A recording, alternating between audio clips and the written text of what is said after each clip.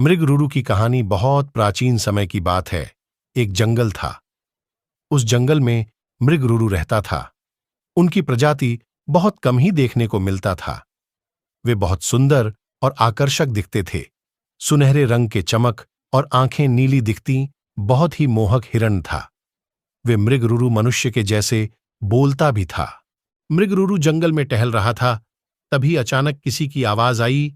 नदी में से रुरु मृग नदी के निकट गया तो देखा कोई इंसान नदी के धारा के साथ बह रहा है।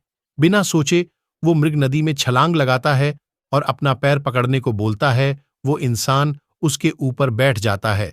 जैसे तैसे मृग उसको बाहर निकालकर बचा लेता है। इंसान जब सुनहरे हिरण को देखता है तो बस देखते ही रह जाता है। उस इंसान ने हिरण को धन्यवाद कहा। तभी मृगरुरु बोलता है, मेरे बारे में किसी को बताना मत, नहीं तो इंसान मेरा शिकार करने आ जाएंगे।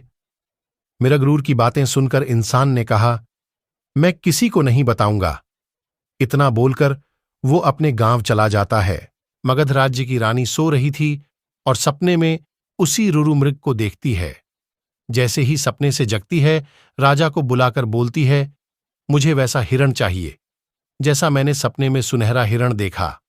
अब राजा ने ये बात सुनी और पूरे राज्य में घोषणा करवा दी कि जो भी इस हिरण का पता बता देगा उसको बहुत सारा इनाम दूंगा और एक जमीन उसके नाम कर दूंगा। सबने ढूंढना शुरू किया पर किसी को मिला नहीं।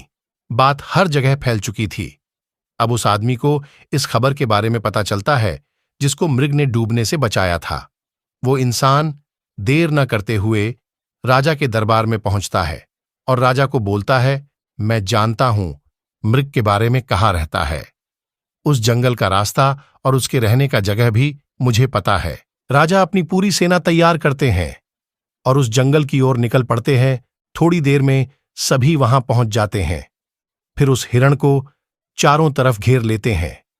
जैसे ही सैनिक और राजा अपनी तीर चलाने वाले होते हैं, तभी हिरण बोलता है कि मेरा पता किसने बताया।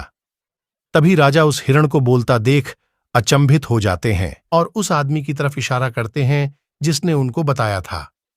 वो हिरण बहुत दुखी होकर बोलता है, सूखी लकड़ी को डूबता देख निकाल दो, पर किसी इंसान को नहीं। ऐसा सुन राजा बोलते हैं, क्या मतलब?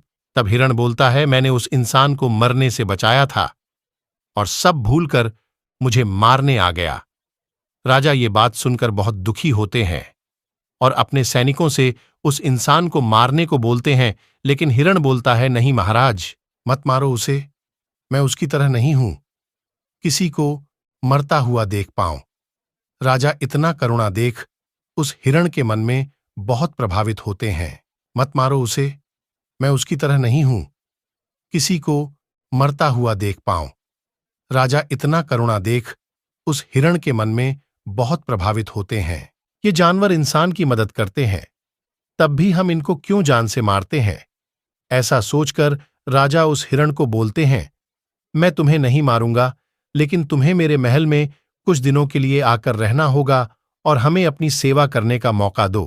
राजा की ये बात सुन हिरण ने स्वीकार किया और कुछ ही दिन महल में रहकर वापस जंगल वापस लौट गया और वहीं रहने लगा। हिरण एक जानवर होकर सबको इंसानियत का पाठ पढ़ा गया। Likes, comments, subscribes, and share. Thanks for watching.